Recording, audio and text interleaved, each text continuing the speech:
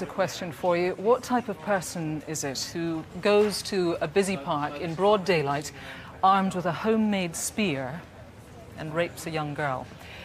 We've a number of good clues, actually, so hopefully tonight someone watching is going to have the answer. The case dates way back to April of 1990. New developments in DNA have enabled police to reopen the investigation. The victim is still, unsurprisingly, traumatised, but she has very bravely agreed to talk us through what happened.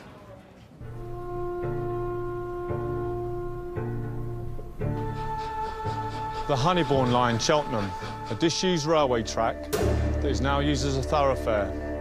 Locals will remember it as the scene of a notorious crime that has remained unsolved for more than 17 years.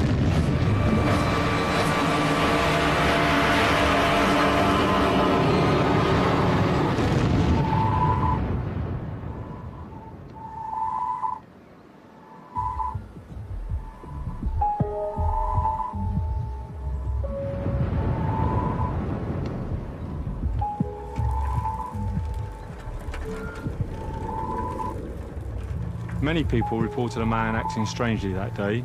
He followed a number of women and even exposed himself to a young family. He went on to ruin a young woman's life. There were lots of people. There were people cycling up and down the cycle path. I remember seeing a mother there with her children, a group of teenagers. So yeah, it was quite busy.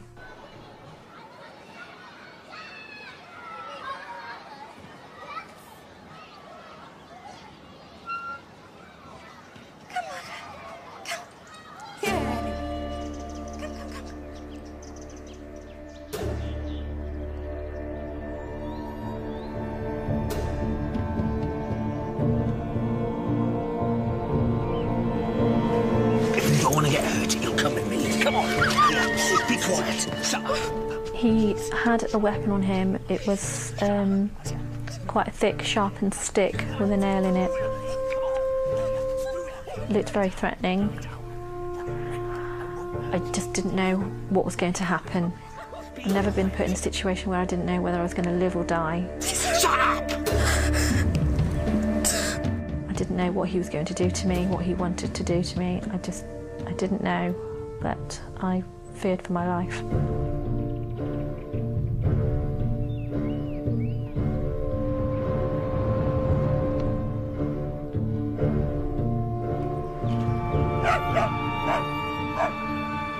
Don't say a word. Do you understand me?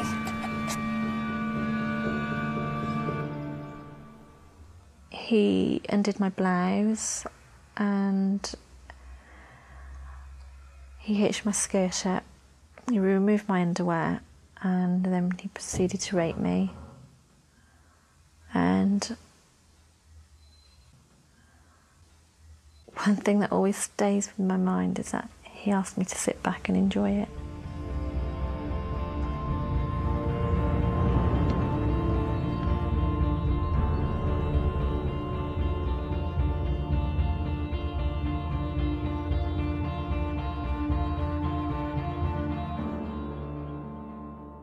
For a long time it did affect me, the way I was. I didn't go out for quite a while. It just knocked my confidence, my self-esteem. I just felt worthless at the time. And it just left me feeling really sordid and dirty. I just wish I could turn back the clock, and I know deep down that I was just in the wrong place at the wrong time. But it just really hurts me still, and I'm always going to remember it. It's just going to haunt me for the rest of my life.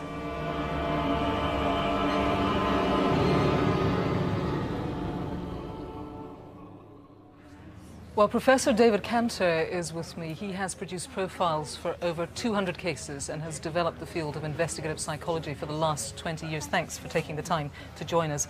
The first question, I suppose, for me must be, what sort of person does this sort of thing?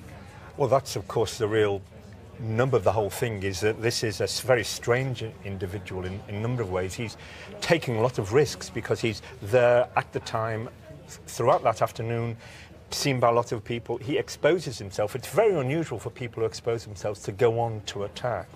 And the whole style of his activities seem to be really having a lot of risk associated with them and really not indicating that he really knew what he was going to do. I see. 'Cause this is risk then, not because he enjoys risk, but risk because he hasn't properly thought through the whole ordeal. Well, that seems to be the impression that you get from the witness statements, that this is an individual who's wandering around that area. And one of the interesting things is that most of the witnesses come from around that area. They come from around the Honeybourne track. And so it's very likely that he was around that area as well. So people might have recognised him. But so far, the police haven't been able to get an identity, although they've got DNA for this individual. Is he likely to be of pretty low intelligence then? Can we work that much out?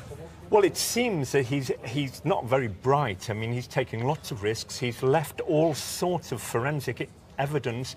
People could identify him. We have the photo fit, the e-fits for him. And that suggests that really he's not somebody who would be regarded as very bright. Back then in 1990, would you have any idea of how he would have made it to the scene? I mean, would he have driven, would he have walked?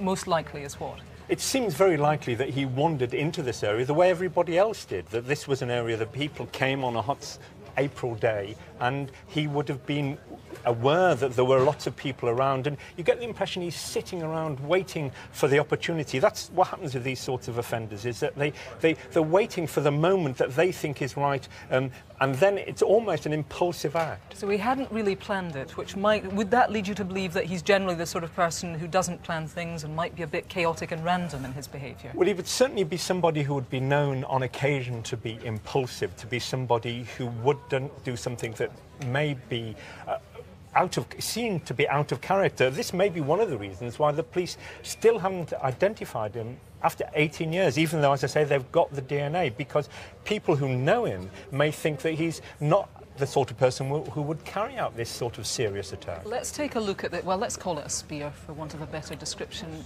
I mean, it's pretty crude. It almost looks like a child could have made it. Well, that's it, isn't it? It is. I mean, this is the actual one, I should say. This is what he used, and it really has a remarkably adolescent or childlike quality to it, which suggests this is possibly a rather immature sort of person. I mean, he's 30 years old at least from the witness statements, may be a bit older than that, and that's really quite old to be carrying out a sexual assault like this. So it suggests that this may well be somebody who's known to be a bit immature in his ways.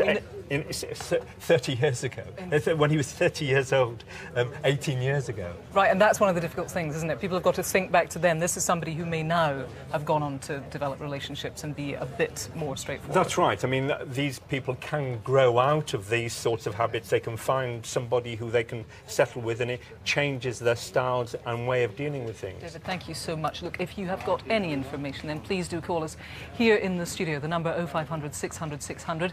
If you've been a victim of rape or indeed any other crime, for confidential help and advice, there is the victim support line. That number, 0845 30 3900. The details on this case are also on our website. Indeed, if you're interested in criminal profiling, it's known as, there is a more in-depth interview with Professor Cantor about this case, bbc.co.uk/crimewatch.